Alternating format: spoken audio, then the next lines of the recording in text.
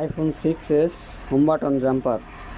আমাদের home button যখন display থাকে এখানে মানে কোনো ধরনের লাইন না আসে, এই পাশ থেকে দেখা যায় আইফোন 6s এর ক্ষেত্রে এই রেবনটা থাকে ডিসপ্লের সাথে একবারে, মানে এটা আলাদা পাওয়া যায় না। আইফোন 6-এ যেমন পাওয়া যায় এটাই পাওয়া যায় না।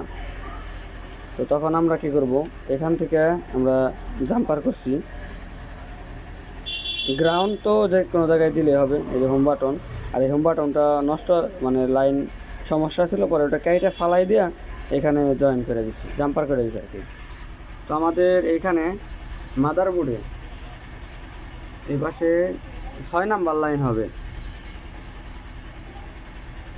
এটা হলো আমাদের পজিটিভ লাইন। 6 নাম্বার যে লাইনটা সেটা পজিটিভ। এই যে 1 2 3 4 5 এই যে 6, এটা হলো 6 নাম্বার, এটা পজিটিভ লাইন। এই যে এখানে আমরা পজিটিভ লাইন যেটা ওটা জয়েন করছি পজিটিভ। আর গ্রাউন্ড আমরা এই বডির সাথে এখানে মাদারবোর্ড যে কোনো এক জায়গায় দিয়ে দিছি। এই যে ফোনটা চালু হয়েছে, এই যে এখানে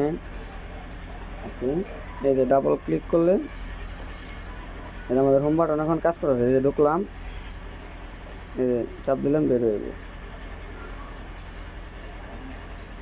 চাপ দিলে বের হয়ে আসবে। যে কোনো জায়গায় যান চাপ দিবেন বের হয়ে আসবে। এই তো এই যে আবার চাপ দেয়, এই যে তো আমাদের হোম বাটন জাম্পার করা হয়ে গেছে। আমাদের এই পাশে যে লাইনটা থাকে এই পাশ থেকে 6 নাম্বার লাইন, এটা হলো পজিটিভ। আর গ্রাউন্ড যে কোনো জায়গায় জয়েন করে দিলে হবে।